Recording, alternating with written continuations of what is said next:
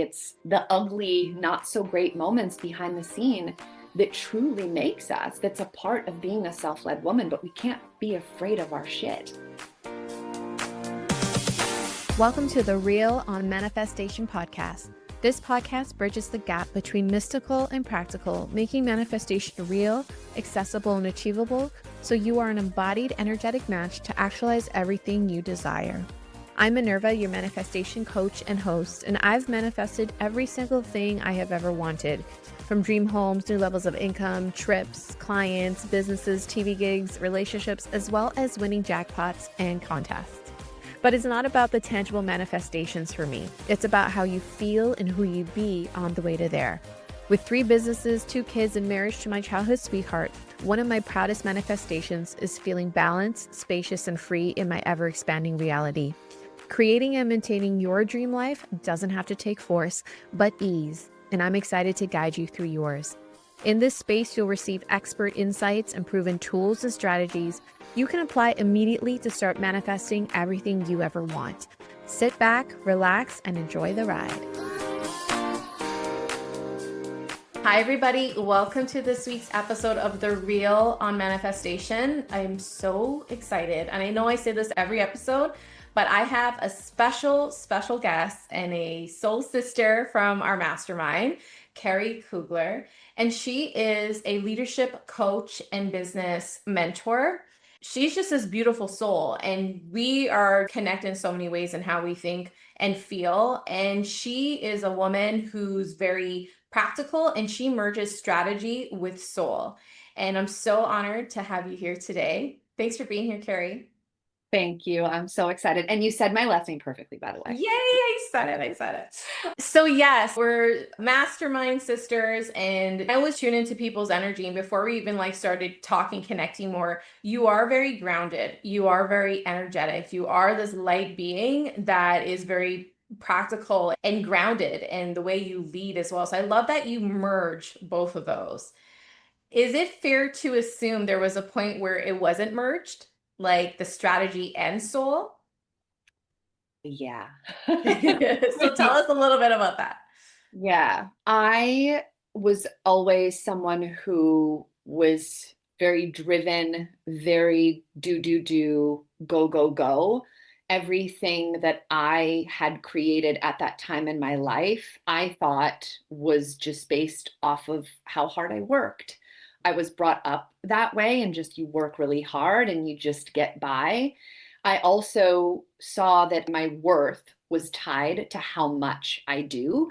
And it was all just entangled in doing action, and with this twinge of having to prove myself, to over give, to over explain, to over analyze. So I lived a lot of my life, I would say 30 plus years, in more of the kind of action, do, strategy stuff. Yeah. And then my entire world got flipped upside down when I found the work, in quotes, and really discovered that yes, action and effort even is absolutely required, but there's an entire other world, and there's another way, a different, better, more light-filled way that I can just be doing my life in general, and obviously my business as well. And I did. It was just this really defining moment in yes, I'm here to take action. I'm a generator in human design. So when I'm doing what I love, I can go for days and days and days. And I'm also an Aries. So I'm a fire starter. I'm an action taker. And there's a way that I can do it where I'm connected from this deep embodied wisdom. And when those two did merge together, it was like the heavens opened, and I was like, oh, this is how it's meant to feel. And this is actually who I am. And I don't have to be so exhausted and burnt out. And again, trying to prove myself. Granted, we do not have it perfect over here, but it's night and day change. And it's been a complete game changer. I love it. When I think of you, and when I look at you and when I know of you, you are a true embodiment of a well self-led woman, and you're a leadership coach. you do the inner work as well as lead yourself so well in your life and in your business. Tell me a bit more about what being self-led as a woman, as a business owner looks like for you or means to you. I think you could put like 20 different people in a room and ask them what it means to be self-led, and they would all give you a different definition. But for me, is getting as practical as I possibly can. To be a self-led woman ultimately means to be a woman that we're radically proud of at the end of the day. And the reason that this is so important and has been the foundation of my business since I took it full time in 2018 was because I lived most of my life not having any idea what self leadership even meant. And I remember I was in this personal development training and they had this little section called self leadership. And it talked about taking accountability and ownership over your choices. And I remember that piece of paper so vividly, even today. And this was probably 15 years ago. And from that moment, like it literally turned something on in me and changed the course of my life. This moment where I felt like, oh my God, I finally have some say. I finally have some control. Not only what is being presented to me externally, but how I feel. I lived so much of my life at that time from victim consciousness and feeling like my past really defined me and had a hold over me, and that I had no say in what I created and again, how I felt. And so I realized again in that moment that I could really take charge through the practice of self leadership, taking ownership, taking responsibility, and again, choice by choice, thought by thought, moment by moment, mess up after mess up, that I could step into what my self leadership is. And it is a daily journey and a daily practice, but something that I attest everything that I have in my life to that. I love that you said becoming a woman you're radically proud of, taking that self charge, that self control, and knowing that, oh, I can control myself here. And I think that's so powerful and so true in being self led and knowing that you have that ownership, knowing you have control, knowing you have choice of who you are, who you be, and what shows up. Can you talk about the difference between taking self control or that charge within yourself from a place of love and not from a place of berating yourself? Because I was someone who's like that. I would take radical responsibility, but I realized it was to a point where I would take responsibility of everything that happened to me in a negative way. I was just like, it's all because of me. I'm so wrong. I'm so bad. Like, and then I would then do the work from this place of berating myself. And it wasn't necessarily helping me and growing in a supportive, loving way. Can you speak a little on that? I was there too. I held so much shame. And so when I was 30 years old, I'm 42 now. When I was 30 is when I found, the work, when I found law of attraction and spirituality and the practice of yoga. And I've never looked back since. And so at that time, right, 12 years ago, but then also moments since starting my business. I've had my business for like 7-ish years. And even in the last 7 years, there have been so many things, so many choices, decisions that I've held shame around, that it's like, yes, I'm in the work and I'm taking ownership and responsibility. And yet, like you said, I'm doing it from that place of blame and honestly, sometimes like self-hatred. How could you? And not like big shocker. That's how I was talked to as a child. Like, what are you thinking? What are you doing? How could you? So I had this identity, honestly, of someone who just like messed up all of the time. So obviously, right, I held that identity. And therefore, for 30 years of my life, that was the reality that was being reflected back to me in relationships, with my finances. My career was always solid, but I wasn't happy. It was just that's the identity that I held. So a big part of the work for me, it was just this belief of, oh my God, I'm actually not flawed at my core, and that I can take ownership and personal responsibility over my life, over my current circumstances without all of the shame and the blame. And if I think about my son, like my 5-year-old little boy, it's like, what? I would never want him to think that, but we grow up thinking these things and believing these things. And so, what sounds like, of course, nobody should feel that way, it was such a game-changing moment for me. Just realizing that, oh, again, I can take responsibility and I don't have to carry the shame.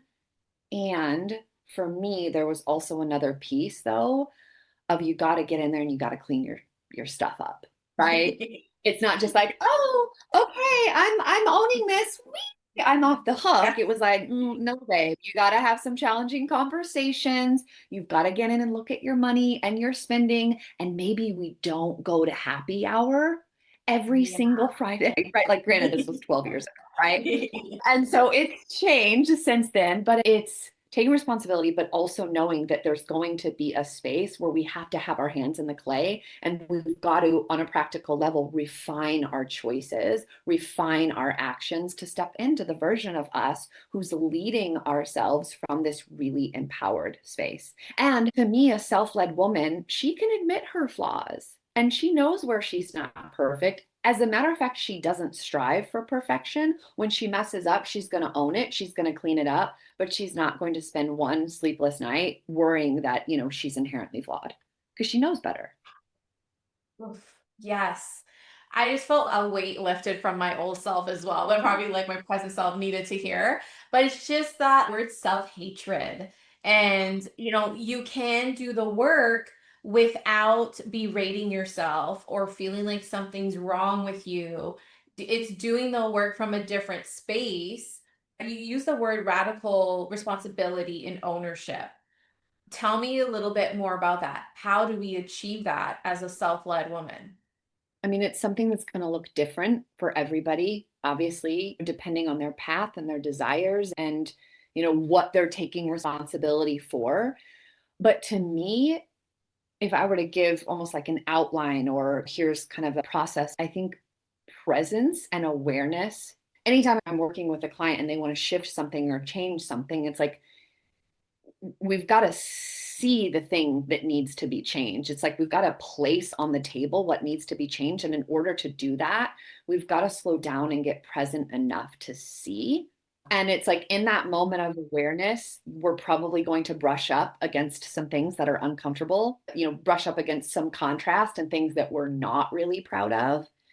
But it's just, again, getting present to have the awareness to then see this is no longer who I want to be. Like, I don't want to make these choices anymore. Making these choices, doing these things, taking these actions, feeling the way that I feel, it does not feel aligned. Like this doesn't feel good to me anymore. It might have last year, but from that awareness with the eyes to see, from there, we can start to shift our decisions in the direction of who we want to become. And something that I say to my clients all the time is every single decision you make in alignment with the version of you desire to become, like everything adds up.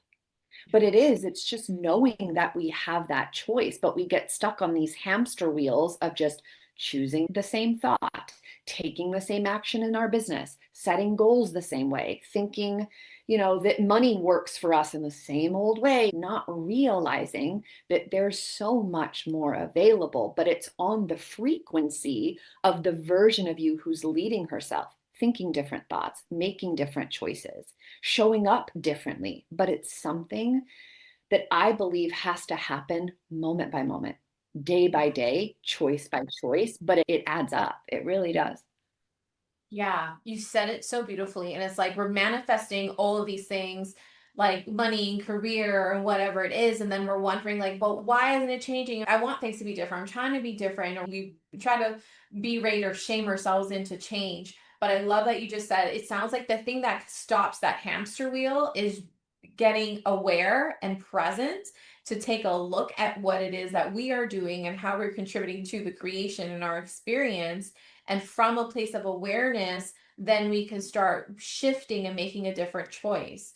And this is what brings in part of the co-creation process that we talk about here. So that awareness, presence, and shifting and making a different choice. So I love that. Yeah. And it's micro shifts. It's not having to change everything. And, while I believe everything is possible, we don't have to become completely different versions of ourselves, in one day. And where did I hear this? Maybe Tony Robbins or something. He gives this principle or this teaching where he's like, if you hit a golf ball in like the little teeniest bit of a different spot on the ball, it's going to go in a completely different direction. Our life, our manifestations, what we're co-creating it works the exact same way. And just choosing like the next better thought or choosing in a slightly different alignment or like a slightly different choice than we did yesterday, it changes the trajectory of so much. Absolutely. And I'm all for the small, Yeah, consistent changes because that is what's sustainable.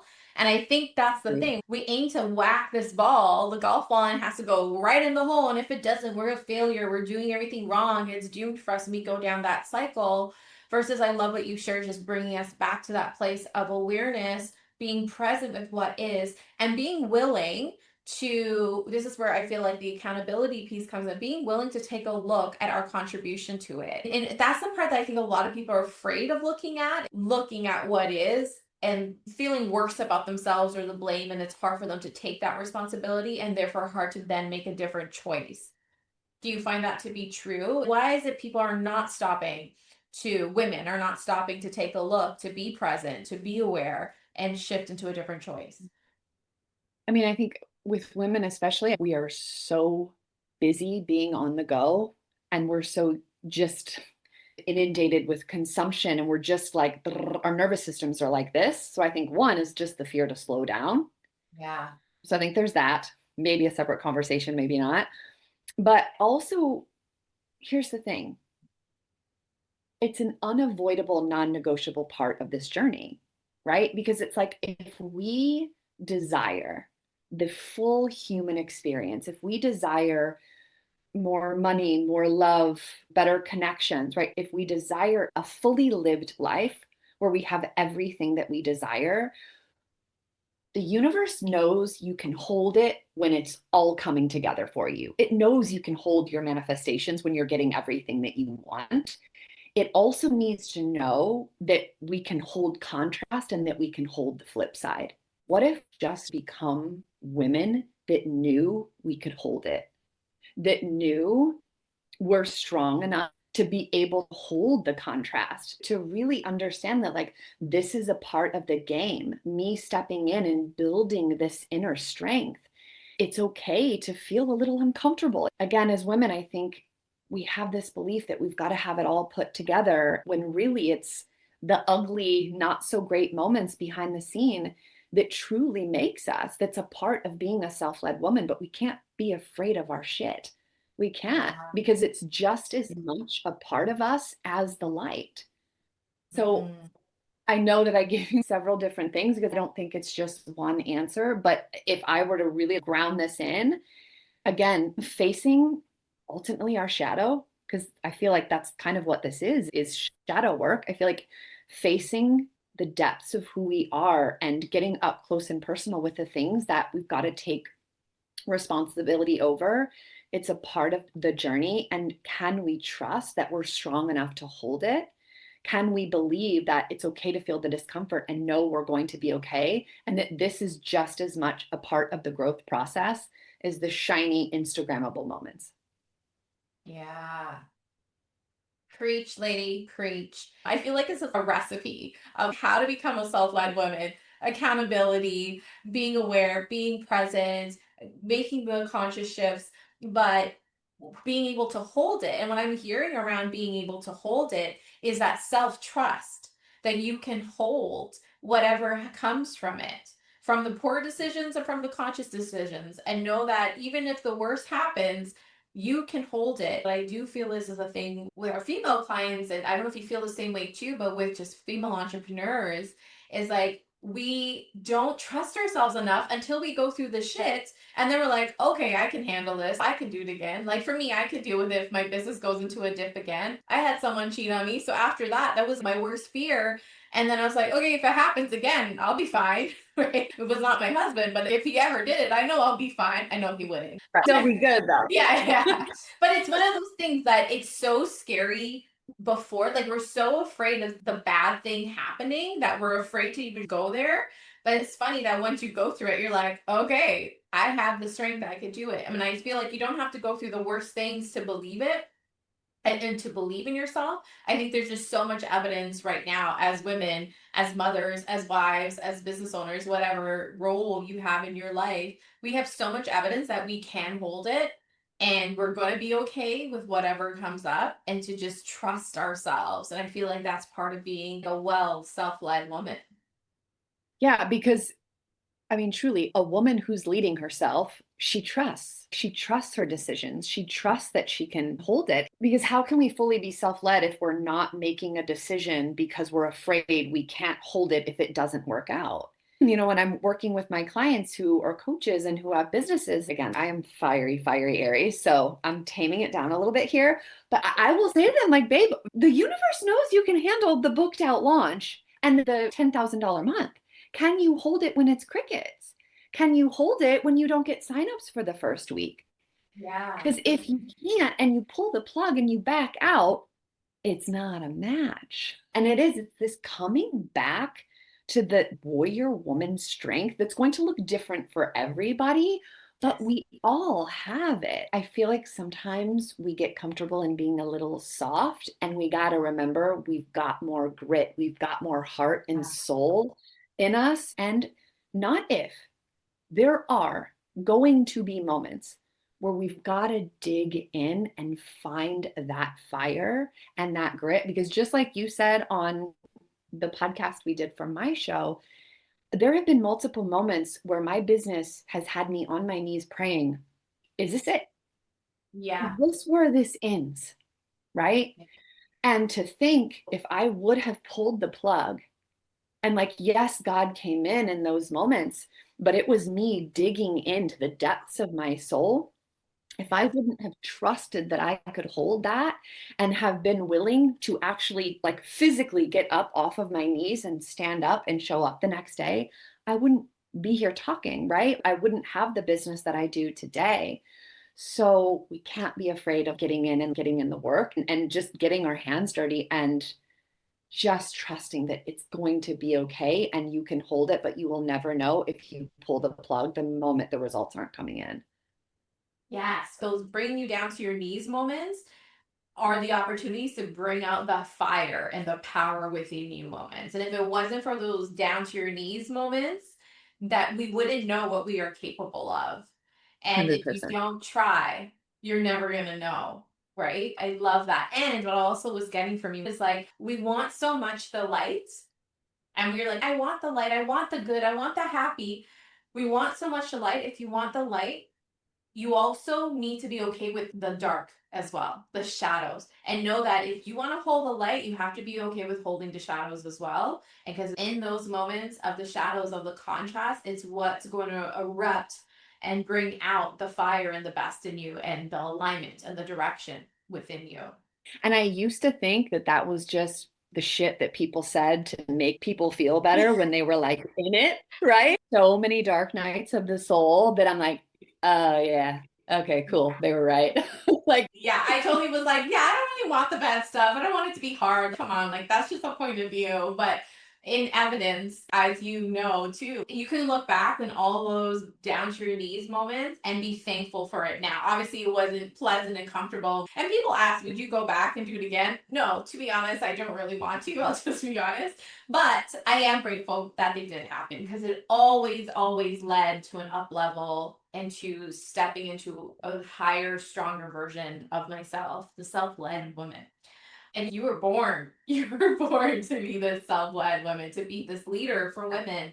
One last thing I want to tap in with you is the shames. I think that's so important what comes up for women like you, like me, who are self-led. I think that's part of the journey. And so can you talk a little bit about the experience of the shame and how to soothe it? What would be your advice for self-led women who come face to face with shame, and how do we clear that? Because I do feel like that stands in the way of us being self-led, being powerful, and creating and manifesting more of our desires.